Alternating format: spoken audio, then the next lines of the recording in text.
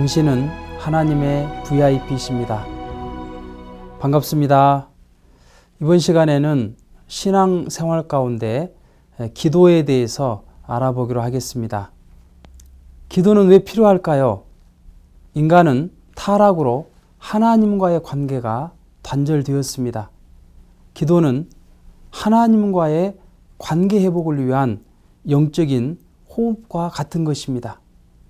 호흡은 우리의 생명을 유지하기 위해 꼭 필요하듯이 기도도 우리의 영혼을 살리기 위해 꼭 필요합니다. 호흡은 우리 몸에서 생긴 이산화탄소를 내보내고 신선한 산소를 몸에 공급합니다. 기도도 마찬가지입니다. 영적인 이산화탄소와 같은 불안, 초조, 염려, 걱정, 나쁜 생각 등을 사라지게 하고 기쁨, 믿음, 소망, 사랑, 용기와 같은 새 힘을 주는 영적인 산소를 공급해 줍니다.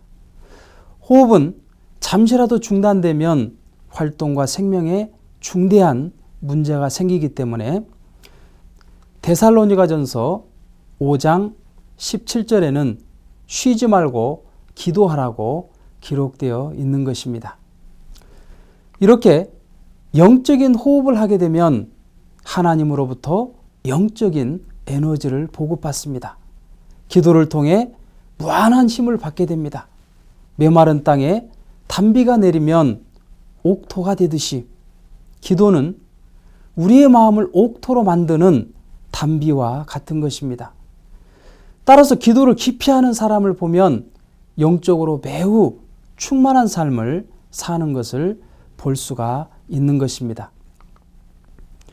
그리고 기도를 통해 영적인 에너지를 보급받으면 인간이 불가능하다고 생각하는 것을 가능하게 해줍니다. 문선명 선생은 1976년 미국 독립 200주년을 기념하면서 하나님께서 미국 역사의 원동력이었음을 각성케 하고 미국은 건국정신으로 돌아가야 한다는 캐치프레이즈 아래 하나님이 축복한 나라 미국이라는 주제 강연을 온 국민에게 전달하기 위해 76년 6월 1일 양키 스타디움 대회를 준비하고 있었습니다. 그런데 대회 시작 2시간 전부터 폭우를 동반한 태풍이 불면서 준비했던 대회장을 아수라장으로 만들고 말았습니다. 대회 시작 1시간 전에도 태풍이 그칠 기미가 보이지 않자 준비위원회에서는 대회를 연기할 것을 권유했습니다.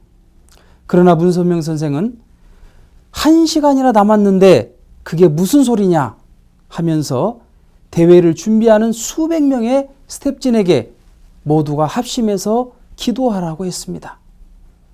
이 대회는 하늘이 미국을 살리기 위해 준비한 대회이니 연기할 수도 포기할 수도 없다면서 선생 내외부는 기도하기 시작했습니다. 모든 스태프진이 하나 되어 기도하자 놀라운 일이 벌어졌습니다. 대회 시작 바로 직전에 태풍과 폭우가 그치더니 하늘은 언제 그랬느냐는 듯 맑아졌습니다. 그리고 어디에서 왔는지 미국 시민 5만여 명이 구름대처럼 몰려와서 자리를 가득 채운 가운데 이 대회는 대승리를 거두게 되었습니다. 이렇게 기도는 불가능한 것을 가능한 것으로 만드는 힘이 있습니다. 그러면 기도는 어떻게 해야 할까요? 먼저 하나님의 뜻에 일치해야 합니다. 자기를 중심한 기도는 하나님이 쉽게 받지 못하십니다. 예를 들어 우리 아들 대학 가게 해주세요. 우리 남편 돈 좀 잘 벌게 해주세요.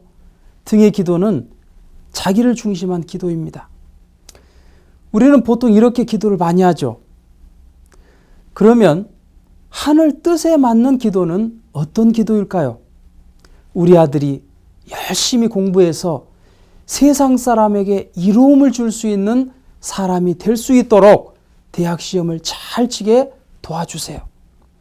어려운 이웃을 돕고 싶은데 그렇게 할 수 있도록 남편 사업이 잘 되게 도와주세요 등의 기도는 하나님의 뜻에 맞는 기도가 되고 하나님이 더욱 협조하실 수 있는 기도가 되는 것입니다. 그리고 실천이 따르는 기도여야 합니다. 기도만 잘해놓고 실천이 따르지 않는다면 진실한 기도가 되지 못할 것입니다. 그래서 야고보서 2장 14절에 행함 없는 기도는 죽은 것이라고 했던 것입니다. 지금의 시대는 말씀이 이루어지는 성약시대입니다. 아담 해와는 3단계의 성장 기간에 완성되지 못하고 타락되어 무원리권으로 떨어져서 사탄의 자식이 되어버렸습니다. 그래서 복귀 섭리를 통해 사탄의 자식에서 하나님의 자녀로 복귀하는 섭리가 하나님의 구원 섭리가 되어져 왔습니다. 구약시대는 처음으로 십계명을 통해 그것을 행함으로 하나님 앞으로 나올 수 있도록 인도했던 것입니다. 신약시대에는 복음의 말씀을 통해 믿음으로 하나님 앞으로 나올 수 있도록 하셨기 때문에 예수님을 믿는 사람들은 로마서 8장 15절처럼 종의 입장에서 양자의 입장으로 복귀되어 하나님 앞에 나아갈 수 있었습니다. 그렇다면 양자가 하나님 앞에 더 가까울까요? 친자가 더 가까울까요? 당연히 혈통으로 연결된 친자녀입니다. 이렇게 재림 주님을 통해 친자녀로 복귀되는 시대가 바로 성약시대입니다. 성약시대는 온전한 자녀의 입장에서 하나님을 모심을 통해 구원받는 시대가 되는 것입니다. 따라서 성약시대를 살아가는 입장에서 가정연합에서는 보고 기도를 드립니다. 자녀가 부모에게 달라는 기도만 해서는 모신다고 할 수 없는 것이죠. 하늘 앞에 생활을 보고 드리는 삶을 살아야 하는 때인 것입니다. 그리고 성약시대는 나의 이름으로 보고 드리는 때입니다. 인간의 타락으로 직접 하나님 앞에 기도가 상달될 수 없기 때문에 중보자가 필요했던 것입니다. 따라서 구약시대 유대인들은 모세의 이름으로, 신약시대 기독교 성도들은 예수님의 이름으로 기도했습니다. 그러면 성약시대 참 부모로 재림 주님이 오신다면 누구의 이름으로 기도해야 될까요? 당연히 참 부모의 이름으로 기도해야 되는 것입니다. 그런데 인간이 타락하지 않았다면 구태여 중보를 세워서 기도할 필요가 없습니다. 타락 전 아담과 해와는 하나님과 일문일답을 한 것을 보아서도 알 수 있습니다.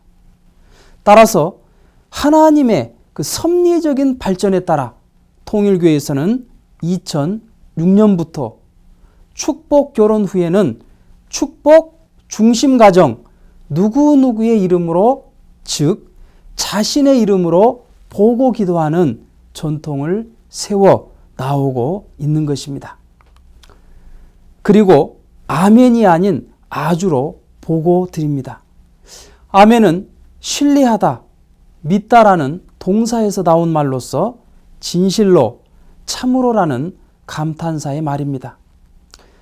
아주란 나 아자의 살 주자인데 살주는 사람인 변에 주인주가 합쳐진 것으로서 내가 주인이 되어 하나님과 더불어 살겠습니다 라는 의미가 담겨 있습니다. 이처럼 아멘은 그렇게 되기를 소원합니다 라는 의미가 담겨 있다면 아주는 그렇게 살겠습니다 하는 뜻이 담겨 있습니다. 이제는 하나님께 바라는 시대가 아닌 모시며 사는 시대가 되었습니다.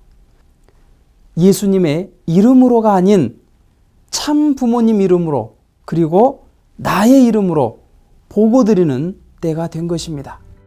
이렇게 매일매일 보고 생활을 통해 부모이신 하나님을 생활권에서 느끼고 모시고 사는 참된 자녀가 되기를 바랍니다. 감사합니다.